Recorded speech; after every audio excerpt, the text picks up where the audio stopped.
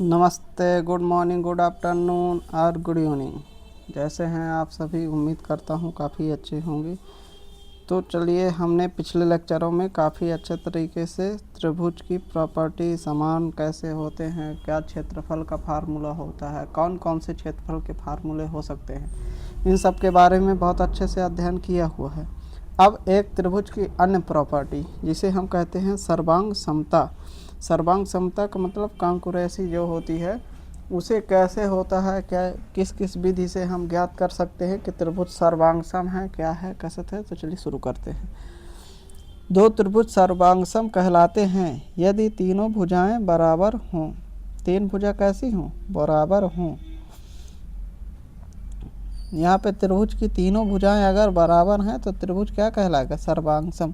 और तीनों संगत कोण भी बराबर हों। अगर भुजा जो बराबर होंगी तो उसके संगत कोण भी आपस में कैसा हों? बराबर हों। सर्वांगसम त्रिभुज में दो त्रिभुजों का आकार और आकृति समान होती है। तो विकल्प में दे देता है और पूछ लेता है कि कौन से त्रिभुज सर्वांगसम होंगे, और उसमें पूछेगा आकार आकृति समान होंगे, आकृति समान आकार अलग होगा, तो कौन सा सर्वांगसम होंगे? तो जिनकी आकार और आकृति क्या हो? समान हो, ऐसे त्रिभुज सर्वांगसम त्रिभुज कहलाते हैं। अब इस त्रिभुज में ध्यान से देखिए, यहाँ पे यह भुजा बराबर है, यह भुजा बराबर है, और यहाँ पे 3 डॉट वाली भुजाएं और यहाँ पे 3 डॉट वाली भुजाएं आपस में बराबर हैं। अगर त्रिभुज जो भुजाएं हैं वो आपस में बराबर हैं और उनके सम्मुख कोण आपस में बराबर हैं तो त्रिभुज सर्वांगसम कहलाएगा। उपर्युक्त चित्र में ABC त्रिभुज और DEF त्रिभुज सर्वांगसम है क्योंकि इनके तीनों कोण और तीनों भुजाएं आपस में बराबर हैं। ठीक, चलिए नेक्स्ट, सर्वांगसम त्रिभुज की विशेषताएं। सर्वांगसम त्रिभुज की क्या क्या विशेषताएं होती हैं, किस तरीके से त्रिभुज आगे चल के हम पहचानेंगे कि त्रिभुज सर्वांगसम है। मान लो कुछ दो मान दिए हैं, तीसरा मान हमें अपने से निकाल के फिर पहचानना है कि त्रिभुज सर्वांगसम है कि नहीं। इस तरीके से सर्वांगसम त्रिभुज की जो विशेषताएं होंगी वो निम्नलिखित करीब 4 अच्छे से होती हैं। ठीक, और कुछ भी निकाल सकते हैं लेकिन 4 मुख्यतः होती हैं। कौन कौन सी विशेषताएं? सर्वांगसम त्रिभुज का आकार आकृति समान होते हैं। आकार एंड आकृति दोनों समान होता है, मतलब कोण बताया, आकार, भुजाएं बराबर होंगी एंड कोण बराबर होंगे तो आकार एंड आकृति दोनों कैसा होंगे? समान होंगे। दो सर्वांगसम त्रिभुज को अगल बगल और कोण से आरोपित किया जाता है। दो सर्वांगसम त्रिभुज के जो अगल बगल के कोण हैं उनको आरोपित किया जाता है, सर्वांगसम त्रिभुज कहलाते। जैसे ये कोण है, अब इनके अगल बगल जो भुजाएं हैं ये, तो ये दोनों भुजाओं के बीच में कोण होगा। ठीक, दो सर्वांगसम त्रिभुज के जो अगल बगल के और कोण से आरोपित किया जाता है, यह कोण अगल बगल की भुजाओं से आरोपित किया जाता है। सर्वांगसम त्रिभुज का प्रतीक डबल लाइन के ऊपर सिग्मा, जैसे समान त्रिभुज का प्रतीक है उसको डबल लाइन के ऊपर बनाना है, वह सर्वांगसम त्रिभुज का क्या कहलाता है? प्रतीक कहलाता है। ठीक,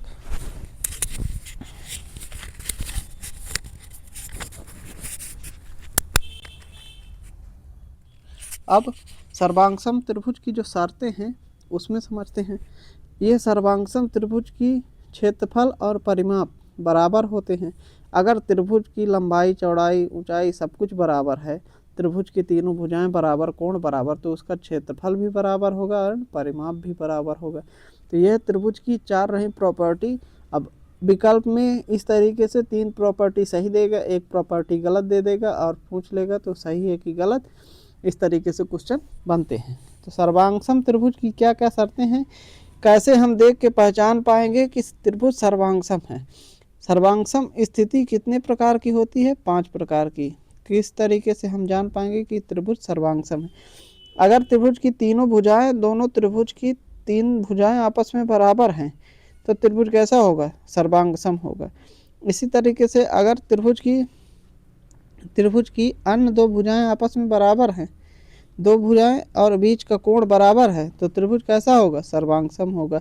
इनका विस्तार से आगे अध्ययन करेंगे। ठीक, और त्रिभुज की 2 भुजाएं के बीच, त्रिभुज की जो कोण है, 2 कोण हैं, यह कोण है, उनके बीच का ये भुजा आपस में बराबर है, तो त्रिभुज कैसा होगा? सर्वांगसम। अब दो कोण आपस में बराबर हैं और एक भुजा आपस में बराबर है, तो त्रिभुज कैसा होगा? सर्वांगसम। ये कोण अरे मान लो ये भुजा आपस में बराबर है, सर्वांगसम। राइट हैंड ट्रायंगल त्रिभुज अगर 90 अंश का है और भुजा बराबर हैं, एक भुजा अगर बराबर है तो वो राइट हैंड की तरीके से सर्वांगसम हो जाएगा। राइट हैंड का मतलब एक कोण 90 अंश का हो। तो इनके बारे में विस्तार से अध्ययन आगे चलो करते हैं। ठीक, तो अगर चीज़ें समझ में आ रही हों तो आखिरी तक बने रहिए। मेरा काम है बेसिक से एडवांस तक पहुंचना है, नीचे से। ये शुरुआत है। मैं सबको 0 लेवल से लेकर अपर लेवल तक चलता हूँ। ठीक, किसी को सीधे ऊपर पढ़ाना मेरी आदत नहीं है। चलिए, अब एस बता दिया कि त्रिभुज की जो तीनों भुजाएं हैं वो आपस में बराबर हों। तीनों भुजाएं, अगर ये त्रिभुज है, ये त्रिभुज, इसकी तीनों भुजाएं आपस में बराबर है तो त्रिभुज सर्वांगसम कहलाएगा। किस तरीके का सर्वांगसम? एस एस एस, भुजा भुजा भुजा, साइड साइड साइड। ठीक, इसी तरीके से एस ए एस, एस का मतलब ये भुजा और यह कोण और ये भुजा। ठीक, एस ए एस, भुजा कोण भुजा। अगर दो त्रिभुजों के आपस में बराबर, भुजा कोण भुजा अगर आपस में बराबर हैं तो त्रिभुज कैसा होगा? सर्वांगसम। क्यों? क्योंकि ये भुजा इनके बीच का कोण अगर बराबर है, एस पहले साइड हो गई, फिर कोण हो गया, फिर भुजा, फिर ये भुजा हो गई। अगर ये दो ठीक बराबर है तो तीसरी भुजा अपने आप दोनों बराबर होगा। तो अगर तीसरी भुजा भी बराबर हो गई तो त्रिभुज कैसा हो गया? सर्वांगसम हो गया। तो इस तरीके से भुजा कोण भुजा से बराबर होगा। ठीक, अब कोण भुजा एंड कोण भुजा, कोण क्या कहता है? तो यह कोण है, अब फिर ये भुजा है, फिर ये कोण है। तो एक इसका कोण एंड भुजा, इसका कोण और इसके भुजा और इसका ये कोण, ये आपस में अगर बराबर हैं तो ये कोण से ऊपर अगर लाइन खींचेंगे तो ऐसे ही जाएगी, और इस कोण से अगर भुजा खींचेंगे तो ऐसे ही जाएगी। क्यों? क्योंकि कोण तो बराबर है ना, ऐसा है तो इतने से ही तो जाएगी। तो आगे चल के जिस बिंदु पर मिलेंगे, इसी तरीके से इसमें भी आगे जहाँ पे मिलेंगे तो वहाँ से यह भुजा आपस में क्या हो जाएंगी? बराबर हो जाएगी। ए बी भुजा ई डी के क्या हो जाएगी? बराबर हो जाएगी। इसी तरह ए सी भुजा आपस में किसके बराबर हो जाएगी? इसी तरीके से जो ये ए सी भुजा है तो यह किसके बराबर हो जाएगी? यह ई एफ के भुजा के बराबर हो जाएगी। तो अगर तीनों भुजाएं फिर बराबर हो गई तो त्रिभुज क्या हो जाएगा? सर्वांगसम हो जाएगा। ठीक, अब कोण फिर इसके बाद भुजा। मान लो यह कोण है, ये कोण है, फिर कोण के बाद ये कोण है, फिर रेखा है, फिर एक और कोण है और इसकी ये भुजा बराबर। कोण भुजा, फिर कोण भुजा और ये कोण है, इनके बीच में ये भुजा। ठीक, और यहाँ पे कोण है, यहाँ पे कोण है, अब इनके बीच में ये भुजा। ठीक, समझिए कोण भुजा, अगर दो कोण बराबर हैं और फिर सॉरी कट गया अभी बीच में मिस्टेक, ये यहाँ पे कोण है और यहाँ पे कोण है, और यहाँ पे कोण है, यहाँ पे कोण है, और इनकी ये भुजा कोण के जस्ट बगल वाले से जो भुजा है वो अगर आपस में बराबर हैं तो त्रिभुज कैसे बन जाएगा? अगर कोण बराबर है दो ठहिए तो तीसरा कोण भी बराबर होगा, क्योंकि त्रिभुज के तीनों अंतः कोणों का योग 180 अंश होता है। अब एक भुजा अगर बराबर है और उनके कोण दोनों बराबर हैं आजू बाजू के, तो फिर अपने आप दूसरे को भुजा आपस में बराबर हो जाएगी, क्योंकि त्रिभुज के जो कोण से लगे हुए भुजा है, अब अगर ऐसे जा रही है तो यहाँ से टच करते हुए तो जाएगी। तो इस तरीके से बराबर आगे चल के यहाँ से मान लो यह कोण है, अब यहाँ से कोई भुजा जाएगी तो ऐसे ही तो जाएगी, इसी तरीके से इसमें जाएगी, तो आगे चल के मिलेंगी तो समान दूरी पे मिलेंगी। तो इस तरीके से भुजा बराबर हो जाएगी, और जैसे ही भुजा बराबर हो जाएगी तो त्रिभुज कैसा हो जाएगा? सर्वांगसम हो जाएगा। अब राइट हैंड ट्रायंगल का समझते हैं। जो समकोण वाले त्रिभुज में अगर बात करें तो एक कोण अपने आप 90 अंश का हो जाता है। अगर एक कोण अपने आप 90 अंश का हो गया, दोनों त्रिभुजों में एक एक कोण अपने आप 90 अंश का हो गया, जैसे ही समकोण बोला तो एक कोण 90 अंश का हो गया, तो एक कोण थीटा बचेगा, दूसरा कोण 90 माइनस थीटा।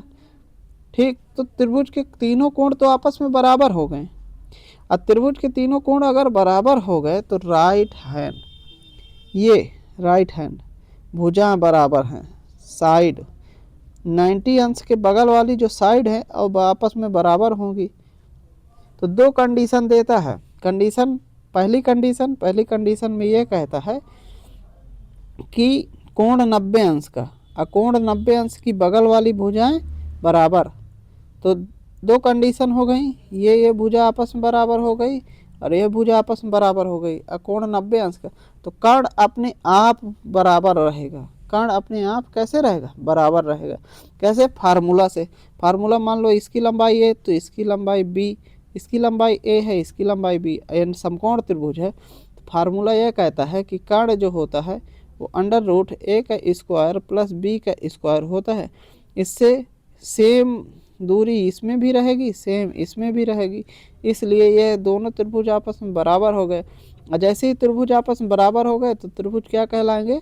समकोण सर्वांगसम कहलाएंगे। समकोण त्रिभुज कैसा हो जाएगा? सर्वांगसम हो जाएगा। और ये क्या है? यहाँ पे कर्ण है। ठीक, चलिए नेक्स्ट। अब सर्वांगसम त्रिभुज की कुछ आकृतियाँ। अब हम पहचानेंगे त्रिभुज की आकृतियाँ में क्या है, कसत है। तो देखिए, सर्वांगसम त्रिभुज को बताया गया है कि ये मान लो त्रिभुज है, सर्वांगसम त्रिभुज है, एक त्रिभुज है कोई। अगर हम इसमें यहाँ पे खींचते हैं क्या? कोण समद्विभाजक। एक समद्विबाहु त्रिभुज है। समद्विबाहु का मतलब जो दो भुजाएं आपस में बराबर हों। फिर कह रहा है शीर्ष से विपरीत, ये शीर्ष है। शीर्ष कहाँ पर है? ये यहाँ पे शीर्ष है। अब शीर्ष से विपरीत दिशा में जो लंब समद्विभाजक है, लंब समद्विभाजक खींचा जाता है, तो यह त्रिभुज को दो सर्वांगसम। लंब समद्विभाजक का मतलब यहाँ पे 90 अंश का कोण बनाए, शीर्ष से जो देखा जाए वो वहाँ पे 90 अंश का कोण बनाए, तो वह लंब समद्विभाजक कहलाती है। तो लंब समद्विभाजक अगर खींचा जाए तो क्या करता है? तो वह समबाहु त्रिभुज जो बनता है, समद्विबाहु त्रिभुज, उसको सर्वांगसम त्रिभुज में बांटती है। अब किस तरीके से बांटती है? जैसे ये 90 अंश का कोण हो गया, ये 90 अंश का कोण हो गया। ठीक, लंब समद्विभाजक कहा गया है। लंब समद्विभाजक मतलब इसको बराबर भागों में बांट दिया। ठीक, तो अब सर्वांगसम कैसे होगा? पहले से तो हमें पता है समद्विबाहु त्रिभुज है, तो ये भुजा आपस में बराबर हो गई। यह उभयनिष्ठ भुजा हो गई। उभयनिष्ठ हुई कि नहीं? उभयनिष्ठ हो गई। और तीसरी भुजा ये बराबर भागों में बटी है, तो ये तीनों भुजाएं आपस में बराबर हो गई, तो त्रिभुज क्या कहलाएगा? सर्वांगसम हो गया। जब दो भुजा ये बराबर हो गई और यहाँ पे बराबर भागों में बट गया, उभयनिष्ठ AD मान लो उभयनिष्ठ हो गई, तो त्रिभुज कैसा हो गया? सर्वांगसम। अब चाहे लंब समद्विभाजक हो, इसी बिंदु में होते हैं, यहाँ पे ही लंब समद्विभाजक, यही है माध्यिका। माध्यिका किसे कहते हैं? जो दोनों को माध्यम भागों में बांटे, बराबर भागों में बांटे, वो माध्यिका कहलाती है। लंब समद्विभाजक 90 अंश का हो और बराबर भागों में बांटे, लंब समद्विभाजक हो गए। और चारों केंद्र का मतलब, मैं यहाँ पे इनर सेंटर होता है, अंतः केंद्र, ये आउटर सेंटर। ठीक, इसके बाद लंब केंद्र। ठीक, लंब केंद्र जो होता है परपेंडिकुलर। ठीक, और इसके बाद जो होता है केंद्रक। तीनों जो होते हैं केंद्रक, सेंटर, सब तीनों इसी लाइन में होते हैं, इसी लाइन में। तो कोई भी लाइन अगर खींची जा रही है तो इसी में होंगे। ये सारे टॉपिक आगे चल के पढ़ाए जाएंगे। ठीक, तो अभी थोड़ा जानकारी के लिए बता दिया जा रहा है। आगे चलते हैं। कुछ त्रिभुज जो सर्वांगसम हैं उनकी आकृतियाँ। सर्वांगसम त्रिभुज, यदि शीर्ष के विपरीत लंब समद्विभाजक खींचा जाता है तो त्रिभुज सर्वांग होगा। ठीक, अभी बता के आया हूँ लंब समद्विभाजक कैसे हो गया। ठीक, और सर्वांग त्रिभुज में जिस भुजा से चलते हैं, जैसे ए से चले, यहाँ पे पी से चल रहे हैं तो पी से पी सी ए, इस तरीके से पी सी ए, तो यहाँ से भी चलेंगे पी सी बी, क्योंकि भुजा जिसके सामने की जो भुजा होगी उसी तरीके से आगे बढ़ेंगे। अब चलते हैं एक एग्जाम्पल की ओर। एक एग्जाम्पल अब चलिए शुरू कर रहे हैं, समझते हैं द्रव्यमान बिंदु ज्यामिति। द्रव्यमान बिंदु ज्यामिति से एक क्वेश्चन अक्सर पूछ लिया जाता है, बहुत ही सिंपल है लेकिन एक क्वेश्चन पूछा जाता है। क्या होता है इसका, ये मान लो सेंटर बिंदु है, इसकी लंबाई L1 है, L2 है। ठीक, सेंटर बिंदु। अब इधर द्रव्यमान M1 M2 है, इधर M1 है, टांग दिए गए। तो द्रव्यमान बिंदु ज्यामिति ये कहती है कि लंबाई और मान लो जिधर आप अनुभव कीजिए कि जिधर की लंबाई ज़्यादा होगी उसे द्रव्यमान कम टांग दो, लेकिन वो वजन लगेगा। अपने हाथ से ही देख लो, अगर हाथ नीचे को कह दिया जाए तो ज़्यादा वजन टांग लोगे, लेकिन आगे मुट्ठी में उतना ही वजन टंगा के सीधा हाथ करा दिया जाए तो नहीं टांग पाओगे। तो लंबाई और द्रव्यमान का जो गुणनफल है बैलेंस करता है लंबाई और द्रव्यमान के गुणनफल को, और इनका जो गुणनफल है वो आपस में क्या होता है, बराबर होता है। तो बैलेंस चीज़ है। लंबाई बढ़ाओगे, जिधर की लंबाई ज़्यादा हो जाएगी उधर का द्रव्यमान क्या होगा, झुकेगा। तो द्रव्यमान अगर कम करोगे तो लंबाई बढ़ाना पड़ेगा, अगर द्रव्यमान ज़्यादा कर रहे हो तो लंबाई कम करनी पड़ेगी। ठीक, तो ये फार्मूला होता है द्रव्यमान ज्यामिति का, ऐसे आप याद कर लीजिए। तब तक के लिए जय हिंद, पढ़िए, याद करिए, बाय बाय, टेक केयर।